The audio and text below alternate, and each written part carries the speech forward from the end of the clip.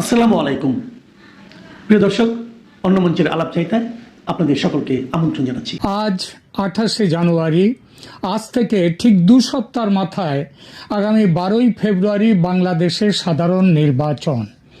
এই নির্বাচনের বিশেষত্ব হলো এদিন শুধু সংসদের 300 আসনে ভোট হবে না, একই সঙ্গে হবে গণভোট জুলাই সনদ গ্রহণের ওপর।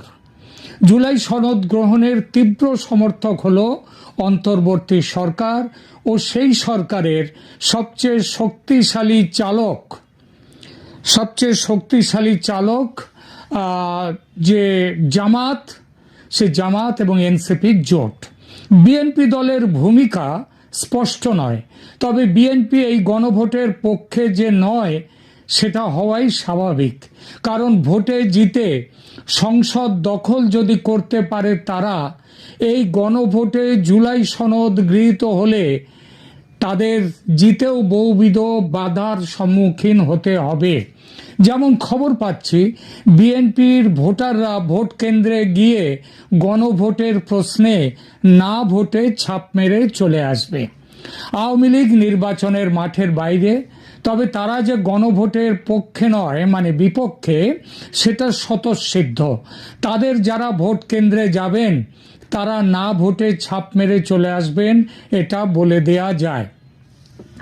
22শে জানুয়ারি ভোট প্রচার শুরু হওয়ার পর থেকে তেতে উঠছে বাংলাদেশের পরিস্থিতি। ইতিমধ্যেই নির্বাচনী হাঙ্গামাতে সরকারি সূত্র মতে অন্তত 25টি প্রাণ গেছে। এই স্পিডে খুনোখুনি চললে বাকি যে 14 দিন এখনো আছে ভোটের, তার মধ্যে মৃত্যুর সংখ্যা 100 পেরিয়ে গেলেও অবাক হওয়ার কিছু থাকবে না। তারপরে আবার আছে ডি ডে, অর্থাৎ আসল দিন 12ই ফেব্রুয়ারি, ভোটের দিনের সংঘাত। সেদিন যে কত রক্ত ঝরবে, কত প্রাণ যাবে, সে দেবা ন জানন্তি কুতো মনুষ্যা। কারণ বাইরে তো অস্ত্র প্রচুর, লুট হওয়া অস্ত্র, পাকিস্তান থেকে জাহাজ ভর্তি করে আসা অস্ত্র সন্ত্রাসীদের হাতে, মৌলবাদীদের হাতে, সেসব তো আছেই। সুতরাং বহু প্রাণ এখনো বলিদান হবে। কিন্তু এত কিছুর পরেও কি ভোট আদৌ হবে 12 তারিখে? সংশয় কিন্তু তীব্র হচ্ছে দিনকে দিন। এই সংশয়ের সূত্র যেমন বাংলাদেশের ভেতরে রয়েছে কিরকম, জামাত এনসিপি ওরা যদি জানে যে তারা হেরে যাবে নিশ্চিত হয়, এবং বিএনপি জিতবে এটা যদি নিশ্চিত হয়, তাহলে ওরা ভোট হতে দেবে না। সুতরাং এই যে ভোট হবে কি হবে না, এই সংশয়ের সূত্র যেমন বাংলাদেশের ভেতরে আছে, তেমনি আছে বাংলাদেশের বাইরেও। গত কয়েকদিনের ঘটনা প্রবাহের দিকে একবার নজর করুন। 5 আগস্ট 2024-এর সময় থেকেই বাংলাদেশের বর্তমান শাসকদের ভারত বিরোধী হুঙ্কার সমানে চলছে। সেই হুঙ্কারের অর্থাৎ ভারত বিরোধিতার যদি একটি গ্রাফ আঁকা যায়, তবে দেখা যাবে গত বছরের সেপ্টেম্বর অক্টোবরে গ্রাফ যতটা ওপরে ছিল, গত 3-4 মাসে সেই গ্রাফ, মানে বিশেষ করে গত 1.5-2 মাসে সেই গ্রাফ নিচে নামতে শুরু করেছে। এখন এই মুহূর্তে সেটা একেবারে সরল রেখায় না মিললেও আগের তুলনায় অনেকটাই ওপর থেকে নিচে নেমে এসেছে। ক্রিকেটের গোলমালটা ছেড়ে দিন, ওটা আসিফ নজরুলদের মতো কয়েকটা মাথা মোটার পাকামো আর পাকিস্তানের তোল্লাই খাওয়ার পরিণাম। ওই যে পাকিস্তান বলেছিল তোমরা বয়কট করো, আমরাও বয়কট করব, তারপর ঠিক সময়ে পাকিস্তান কেমন সুন্দর পিছিয়ে গেল, এখন মর বাংলাদেশ, তুই মর। তো এই জায়গায় এনে দিয়েছে। বাংলাদেশের ভোটের বাজারে ভারত বিরোধিতা অনেক উচ্চগ্রামে উঠবে এই ভোটের সময়, এটা ভাবা গিয়েছিল, কিন্তু লক্ষ্য করে দেখুন তা কিন্তু ওঠেনি। তারেক জিয়া ভারতের সঙ্গে একটি সমঝোতা করে দেশে ফিরেছেন, এটা তো বহুল প্রচারিত খবর। এটা নিয়েও আদৌ তেমন হইহল্লা নেই, যেন ভারত বিরোধিতার মানে হঠাৎ কেউ সেই ভারত বিরোধিতায় লাগাম টেনে দিয়েছে। কিন্তু ঠিক এই সময়েই ভারতের পক্ষে থেকে বাংলাদেশে আশ্চর্য রকমের শক্ত অবস্থান নেওয়া হঠাৎই যেন শুরু হয়েছে। আর ভারতের সঙ্গে সঙ্গে আওয়ামী লীগের নেতৃত্বের মধ্যেও আলোড়ন, যারা অনেকটাই চুপচাপ ছিলেন গত প্রায় 16-17 মাস, তাদের সেই আলোড়ন হঠাৎই যেন তুঙ্গে উঠেছে। এর কোনো কিছুই বিনা কারণে নয়, বিনা কারণে হয় না। এ সব কিছু কোনোটাই আলগা নয়, গভীর সুতো দিয়ে বাঁধা আছে সব কিছু। আওয়ামী লীগের প্রসঙ্গটা দিয়ে শুরু করি। জানুয়ারির দ্বিতীয় অর্ধে দিল্লিতে আওয়ামী লীগের দুটো মানে বড় প্রেস কনফারেন্স হয়ে গেল। এটা কিন্তু প্রথম। তার আগে আওয়ামী লীগের এই ধরনের কোনো প্রেস কনফারেন্স হয়নি। 23শে জানুয়ারিতে বিদেশি সাংবাদিকদের আয়োজিত কনফারেন্সে আবার শেখ হাসিনা প্রধানমন্ত্রী হিসেবে অডিও বার্তা দিলেন, এবং সেই যারা এর আয়োজক যে সংস্থা, সেটা হচ্ছে একটা foreign correspondents club for south Asia. এই যে সংগঠন, মানে ভারতের কোনো সংগঠন নয়, তারা তাদের অডিটোরিয়ামে যে নিমন্ত্রণ পত্র ছাড়লো, সেখানে লিখে দিয়ে দিল প্রধানমন্ত্রী শেখ হাসিনা তিনি অডিও বার্তা দেবেন এখানে। ব্যাপারটা বুঝলেন? প্রধানমন্ত্রী সেই 23শে জানুয়ারি সফল হলো, কানায় কানায় ভর্তি হলো, এবং ভারত সরকার না চাইলে, ভারত সরকার বাধা দিলে এটা হতেই পারতো না, কিন্তু ভারত সরকার বাধা দেননি। এবার শেখ হাসিনা প্রধানমন্ত্রী হিসেবে সেই কনফারেন্সে অডিও বার্তা দিলেন। আবার সেই দিনই ঢাকার British high commissioner Sarah Cook তিনি এসে গোপনে দেখা করলেন শেখ হাসিনার সঙ্গে। ভারত সরকার কোনো প্রোগ্রাম বা বৈঠকে সারা কুকের সঙ্গে বৈঠকেও বাধা দেয়নি। অথচ গত 1.5 বছর ভাবুন তো, শেখ হাসিনার গতিবিধি অত্যন্ত নিয়ন্ত্রণে রেখেছিল ভারত সরকার।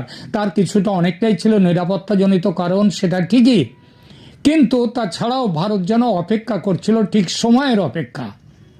তারপর এখন সেই বর্তমানে সেই কঠোর নিয়ন্ত্রণ হঠাৎই তুলে নিয়েছে যেন ভারত। শেখ হাসিনা তার নিজের খুশি মতো যেটা ভালো মনে করছেন, যেটা ভালো বলবার মতো সেটা তিনি বলছেন।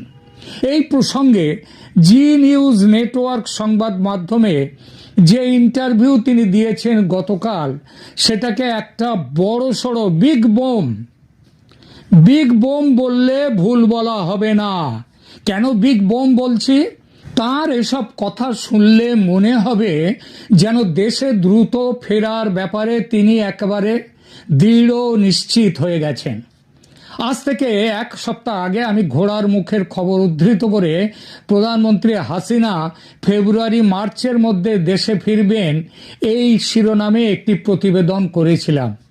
সেই খবরটি আর জি নিউজের কালকের সাক্ষাৎকারটি একটু মিলিয়ে দেখুন, বুঝবেন যে আমি মন গড়া কথা বলিনি।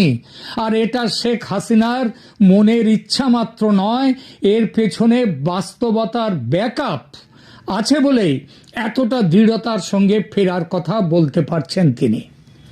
বলার অপেক্ষা রাখে না যে এই ব্যাকআপ আসছে আর কোনো দেশ থেকে নয়, ভারত থেকে, সঙ্গে আছে রাশিয়া অবশ্যই।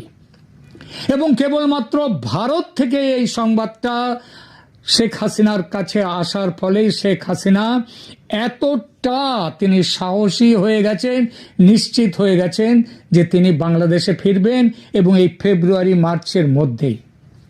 1971-এ ভারত যেমন পূর্ণ সামরিক শক্তি নিয়ে দাঁড়িয়েছিল পূর্ব বাংলার মুক্তিকামী মানুষের পাশে, এই 2026 সালে গত 18 মাসের সমস্ত দ্বিধা, দ্বন্দ্ব, সংশয় এবং অপেক্ষা কাটিয়ে ভারত আবার বাংলাদেশের মানুষের পাশে দাঁড়াতে চলেছে। সেই সিদ্ধান্ত নিয়ে ফেলেছে পুরোপুরি ভারত। আর গত 1 সপ্তাহ ধরে যা করছে ভারত, তা এই সিদ্ধান্তের সঙ্গেই তাল মিলিয়ে। আগেই বলেছি, বাংলাদেশ তার ভারত বিরোধিতা নামিয়ে এনেছে অনেক, কিন্তু ভারত তার তোয়াক্কা না করে বাংলাদেশের হাই কমিশন, ডেপুটি হাই কমিশনের কর্মচারীদের পরিবার সরিয়ে এনেছে, কর্মী সংখ্যা কমিয়ে দিচ্ছে, আরও কমাবে।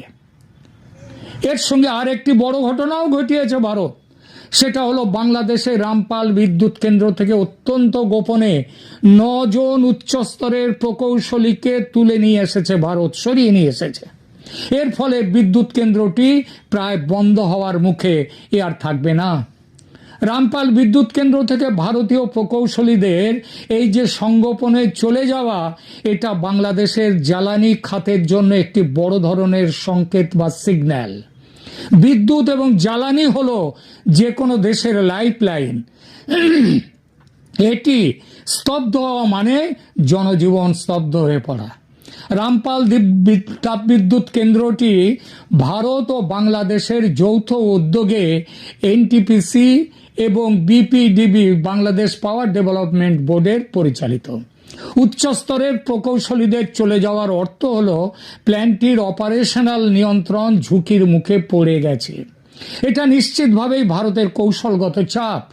ভারত ম্যান পাওয়ার ডিপ্লোমেসি ব্যবহার করছে। প্রকৌশলী প্রত্যাহার করার মাধ্যমে তারা অন্তর্বর্তী সরকারকে বার্তা দিচ্ছে যে ভারতের কারিগরি ও আর্থিক সহযোগিতা ছাড়া বাংলাদেশ অচল। শুধু যে রামপাল তা নয়, ভারত থেকে সরাসরি যে 1160 মেগাওয়াট বিদ্যুৎ আমদানি করা হয় তা নিয়েও অনিশ্চয়তা তৈরি হয়েছে, কারণ প্রচুর টাকা বাকি পড়ে গেছে এবং এই টাকা না দিলে ডলার তো নেই বাংলাদেশের হাতে, সুতরাং বন্ধ হয়ে যাবে। আদানির বিদ্যুৎও বন্ধ হওয়ার মুখে।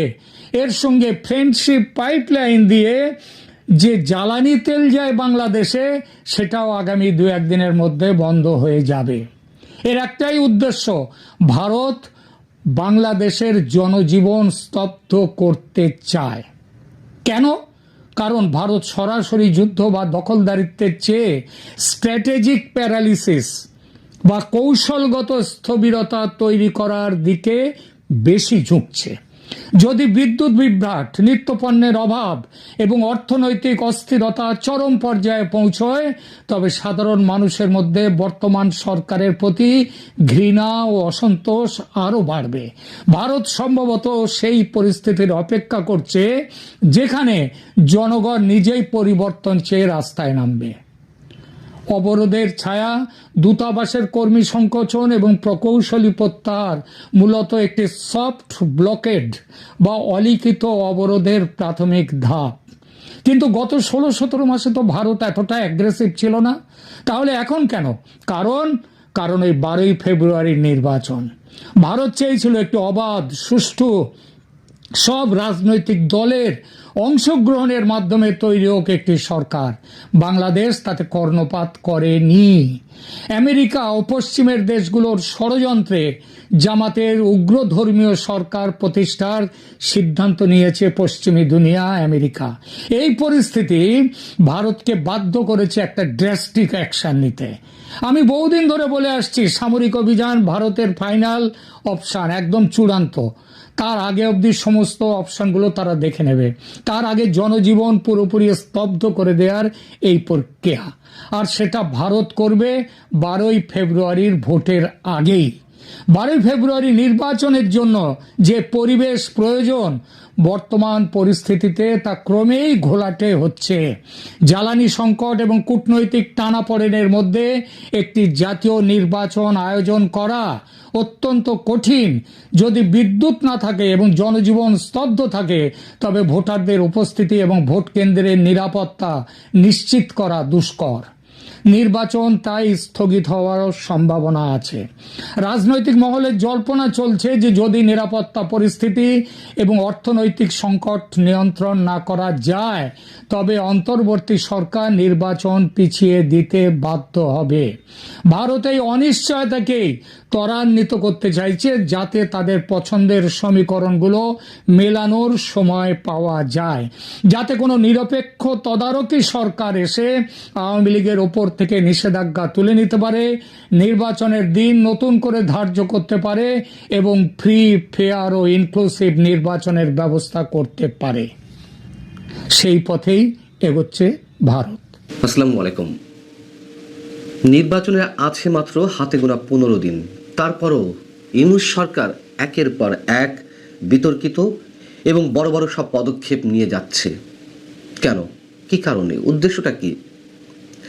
নতুন করে যে খবরটি, তা হচ্ছে চট্টগ্রামের মিরেরসরায়ে 850 একর জমি ভারতীয় অর্থনৈতিক অঞ্চল গড়ে তোলার জন্য প্রস্তাবিত ছিল, আওয়ামী লীগ সরকার করে গিয়েছিল। কিন্তু সেই প্রস্তাব বাতিল করা হয়েছে, বাতিল করা হোক, তাতে আমাদের কোনো আপত্তি নেই। কিন্তু সেটি বাতিল করে ওই একই স্থানে কি করা হচ্ছে? বেসরকারি বিনিয়োগ উন্নয়ন কর্তৃপক্ষ বিডার চেয়ারম্যান আশিক চৌধুরী জানিয়েছেন যে ওই জমিতে গড়ে তোলা হবে ডিফেন্স ইকোনমিক জোন, অর্থাৎ প্রতিরক্ষা শিল্পাঞ্চল, সামরিক সরঞ্জাম এবং অস্ত্র তৈরির কারখানা সেখানে গড়ে তোলা হবে। প্রথম সবচেয়ে বড় যে প্রশ্নটি তা হচ্ছে এ ধরনের উদ্যোগ নিয়ে বাংলাদেশ আসলে কতটা অর্থনৈতিকভাবে লাভবান হতে পারবে, সে ধরনের লাভবান হওয়ার সুযোগ আছে কিনা। দ্বিতীয় প্রশ্ন হচ্ছে ভূ রাজনৈতিকভাবে বাংলাদেশ আসলে এটি করার মধ্য দিয়ে কোনো সঠিক পদক্ষেপ নিতে যাচ্ছে কিনা।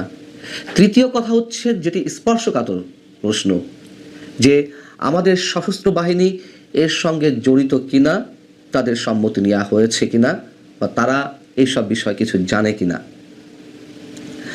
ঢাকায় বিনিয়োগ সংশ্লিষ্ট সংস্থাগুলোর গভর্নিং বডির একটি সভা ছিল। সেই সভা শেষে একটি সংবাদ সম্মেলন অনুষ্ঠিত হয়। সেই সংবাদ সম্মেলনে যথারীতি আমাদের মহামান্য প্রেস সেক্রেটারি, প্রধান উপদেষ্টা প্রেস সেক্রেটারি উপস্থিত ছিলেন। সেখানে বিডার চেয়ারম্যান জানান যে মিরের সরাই এলাকায় প্রায় 850 একর জমি ডিফেন্স ইন্ডাস্ট্রিয়াল জোন হিসেবে চিহ্নিত করার নীতিগত সিদ্ধান্ত নেওয়া হয়েছে। এখন বেজার মাস্টার প্ল্যানে এই এলাকাকে ডিফেন্স ইন্ডাস্ট্রিয়াল পার্ক হিসেবে অন্তর্ভুক্ত করা হবে। এই যে আশিক চৌধুরী কত বড় বড় স্বপ্ন দেখিয়েছে, এই ব্যক্তিও বিদেশি নাগরিক, দ্বৈত নাগরিকত্ব তাকে হায়ার করে নিয়ে এসেছে ডক্টর ইউনূস সাহেব। কি করেছেন এই আশিক চৌধুরী? যে বড় বড় স্বপ্ন দেখালেন, বড় বড় আয়োজন করলেন, বিনিয়োগ সম্মেলন করেন, এই ইংরেজিতে প্রেজেন্টেশন দিলেন, ইত্যাদি ইত্যাদি করলেন। গণমাধ্যমগুলো ঝাঁপিয়ে পড়লো, তাকে নিয়ে বড় বড় কাভারেজ দিল। ফলাফল কি? অশ্বডিম্ব, স্রেফ অশ্বডিম্ব হলেও তাও কথা থাকতো। মাঝখান থেকে এইসব আয়োজনের জন্য কোটি কোটি টাকা খরচ করা লেগেছে। এখন আবার তিনি স্বপ্ন দেখাচ্ছেন বাংলাদেশ যুদ্ধ বা সমরাস্ত্রে স্বয়ংসম্পূর্ণ হবে। কি আছে এর পিছনে? বিডার চেয়ারম্যান বলছেন, সামরিক শিল্পে অস্ত্র ও অন্য উপকরণ উৎপাদন নিয়ে অনেক দিন ধরে আলাপ আলোচনা চলছে। বর্তমান বৈশ্বিক প্রেক্ষাপটে প্রতিরক্ষা শিল্পের চাহিদা বাড়ছে। যুদ্ধক্ষেত্রে বন্দুকে যদি গুলি না থাকে তাহলে যুদ্ধ করার কোনো সুযোগ নেই, কথা সত্য। কিন্তু গুলি আমাদের আছে কিনা, গুলি উৎপাদনে অন্য কেউ স্বয়ংসম্পূর্ণ কিনা, সেটিও তো একটি প্রশ্ন। নাকি গুলির নাম করে অন্য কিছু এখানে চলবে গুলি উৎপাদন নামে? তিনি বলছেন, বুলেট বা ট্যাঙ্কের এক্সেল খুব উচ্চ প্রযুক্তির আইটেম নয়। এইসব আইটেম বাংলাদেশ কোনো ভূমিকা নিতে পারে কিনা, এইসব উৎপাদনে, সে বিষয়ে অনেক দিন ধরে আর্মড ফোর্সেস ডিভিশন, সশস্ত্র বাহিনী বিভাগ, বেজা, প্রধান উপদেষ্টা কার্যালয় ও স্বরাষ্ট্র মন্ত্রণালয় কাজ করছে। যে প্রশ্নটি করছিলাম আবারও করি, যে সশস্ত্র বাহিনীর সঙ্গে ইউনূস সরকার বা বিডা এই ধরনের উদ্যোগের জন্য কোনো আলোচনা করেছে কিনা? আমি যতদূর জানি আমাদের সামরিক বাহিনীর সঙ্গে এ ধরনের কোনো আলোচনা হয়নি, বা এই যে সংবাদ সম্মেলনটি হলো তার পরবর্তীতে আইএসপিআর থেকেও কোনো ধরনের কোনো বিজ্ঞপ্তি আমরা পাইনি। তারা দেওয়ার প্রয়োজনীয়তা নিশ্চয় মনে করেনি, তার কারণ তারা এই বিষয়গুলো হয়তো জানে, কিন্তু আনুষ্ঠানিকভাবে তাদের সাথে নিশ্চয় কোনো ধরনের কোনো আলাপ আলোচনা করা হয়নি। এর আগে বিডার এই চেয়ারম্যান মিস্টার আশিক চৌধুরী তিনি তুরস্কে গিয়েছিলেন সামরিক সমরাস্ত্র কারখানা পরিদর্শন করতে, এবং তখনও আমি আপনাদের সাথে শেয়ার করেছিলাম যে এত বড় কোনো সিদ্ধান্ত নিতে যাচ্ছে, যুদ্ধাস্ত্র সমরাস্ত্র কেনা হবে, তুরস্কের বড় বড় সামরিক অস্ত্র কারখানা তিনি পরিদর্শনে গেছেন, তার সাথে সামরিক বাহিনীর প্রতিনিধি কোথায়, কোত্থেকে কি হচ্ছে আমরা তো কিছুই জানতে পারছি না। একটু একটু করে আওয়াজ দেওয়ার চেষ্টা করছি যাতে পরবর্তীতে বলতে না পারে। আমরা তো একটু জানিয়েছিলাম। এই ধরনের স্পর্শকাতর এবং গুরুত্বপূর্ণ সিদ্ধান্ত সামরিক বাহিনীর সম্মতি ছাড়াই কেন একের পর এক এ ধরনের সিদ্ধান্ত নেওয়া হচ্ছে? আমি যেটুকু জানি, যে ধরনের যুদ্ধ সরঞ্জামের কথা বিডার চেয়ারম্যান বলছেন যা উৎপাদন করা প্রয়োজন, তা বাংলাদেশ অর্ডিন্যান্স ফ্যাক্টরি, সশস্ত্র বাহিনী নিয়ন্ত্রিত, সেখানেই এগুলো উৎপাদন করা সম্ভব যদি কিনা কাঁচামাল পাওয়া যায়। কাঁচামালটাই বড় বিষয়। আর বিডার চেয়ারম্যান বড় বড় কথা বলছেন, গুলি যদি না থাকে তাহলে বন্দুক ব্যবহার করব কিভাবে এই যুদ্ধ বিগ্রহের পৃথিবীতে। আরে আমাদের যে বাংলাদেশ অর্ডিন্যান্স ফ্যাক্টরি রয়েছে সমরাস্ত্র কারখানা, সেখানে এগুলো উৎপাদন করা সম্ভব, নিশ্চিত হয়ে বলছি। কাঁচামালটা শুধু দরকার, কিন্তু সেটার নাম করে এখন আলাদা জায়গায় বিদেশি বিনিয়োগ বা ব্যক্তি খাতে এইগুলো উৎপাদন করার কথা বলা হচ্ছে। কেন, কি কারণে? দেশের অন্যান্য খাতের কোনো উৎপাদন নেই, উৎপাদন বাড়ছে না, নতুন নতুন শিল্প কলকারখানা গড়ে উঠছে না, মানুষের বেকারত্ব বাড়ছে, অর্থনৈতিকভাবে কোণঠাসা যে রাষ্ট্রটি পাকিস্তান, এখন এই সরকারের যে একেবারে মানে জানের জান দোস্তি যার সাথে, সেই পাকিস্তানের অর্থনৈতিক মেরুদণ্ডটা একেবারে ভেঙে গেছে, মূল্যস্ফীতি আকাশচুম্বী, মানুষ খেতে পারছে না, চাকরি বাকরি নেই, জঙ্গিবাদের উৎপাদন একের পর এক। সেখানে তো তারা পারমাণবিক অস্ত্র তৈরি করেছে, যে উচ্চাভিলের সাথে আমরা তাদের দেখেছি, তা করে সেই দেশ কতখানি এগিয়েছে। আমাদের এই দেশ এগিয়ে যাওয়ার জন্য কি করার প্রয়োজন? আমরাও পারমাণবিক অস্ত্র তৈরি করব, গুলি উৎপাদন করব, যদিও সেটি বিকল্প অবস্থা তো ব্যবস্থা তো রয়েছেই।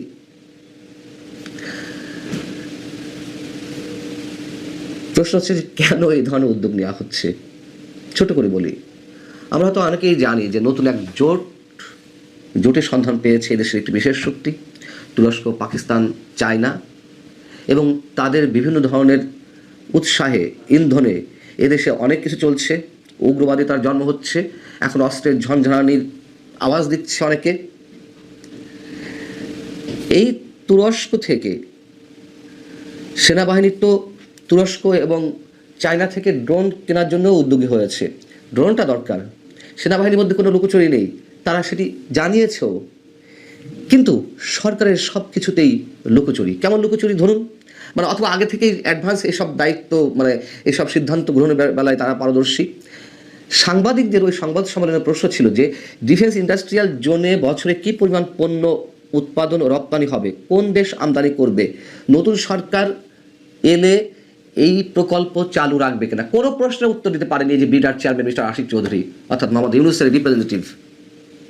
তিনি বলছেন এসব বিষয়ে এখনো বিস্তারিত পরিকল্পনা তৈরি করা হয়নি। আরে পরিকল্পনা তৈরি করা হয়নি, যাচাই বাছাই করা হয়নি, পরীক্ষা নিরীক্ষা করা হয়নি, তাহলে এই ধরনের সিদ্ধান্ত কেন আগেভাগে নিতে হবে? অর্থাৎ সিদ্ধান্তটিই নিতে হবে, পরে কি হবে না হবে সেটা পরে কথা। ওই যে মুরব্বীরা বলছেন, নতুন মুরব্বী হয়েছে, নতুন মুরব্বীদের জোট, তুরস্ক, চায়না, পাকিস্তান, এটিকে কেন্দ্র করে এদিকে ভারতের মধ্যে উদ্বেগ বাড়ছে। আর বাড়ুক, তাতেও আমাদের কোনো আপত্তি নেই, কিন্তু আমরা নিজেরা কেন নিজেদের বিপদ ডেকে নিয়ে আসছি? ভারতের গণমাধ্যম যে বিষয়টি বলছে যে কূটনৈতিক মহলের একাংশের আশঙ্কা, এই যে বিডার চেয়ারম্যান বলছে যে আমাদের সাথে আন্তরিক বা সৌহার্দ্যপূর্ণ জায়গা থেকে যেসব দেশ রয়েছে তাদের সাথে এই যে অস্ত্রের রপ্তানি আমদানি হবে, সেই জায়গাটিকে ইঙ্গিত করে এখানে বলা হচ্ছে এই সৌহার্দ্যপূর্ণ সম্পর্ক থাকা দেশ বলতে চীন বা পাকিস্তানের কথাই বলতে চেয়েছে ঢাকা। তারাই এই সামরিক প্রকল্পে যুক্ত হতে পারে। অস্ত্রের বিষয়ে এর আগে পাকিস্তানকে সাহায্য করতে দেখা গিয়েছে বেইজিংকে। বর্তমানে ঢাকার সঙ্গে চীনের সখ্যতাও ক্রমে বাড়ছে। তবে কি ভারতের ঘরের কাছে গড়ে উঠবে চীন বা পাকিস্তানের অস্ত্র কারখানা? প্রশ্নটা ভাবাচ্ছে নয়াদিল্লিকে। এখানে আরো বলা হচ্ছে এসব গণমাধ্যমে, দিল্লির সঙ্গে ঢাকার দূরত্ব ক্রমেই বাড়ছে। এই অবস্থায় ঢাকার এই পদক্ষেপ অত্যন্ত তাৎপর্যপূর্ণ এবং ভারতের জন্য গভীর উদ্বেগের বলে মনে করছেন আন্তর্জাতিক বিশেষজ্ঞরা। আমি বাদ দিলাম তাদের কথা। এর আগে যে প্রশ্নগুলো উত্থাপন করলাম, বিশেষ করে সামরিক বাহিনীর ইনভলভমেন্ট কোথাও থাকছে না কেন, বা তাদেরকে না জানিয়ে এই ধরনের স্পর্শকাতর সব সিদ্ধান্ত কেন নেওয়া হচ্ছে?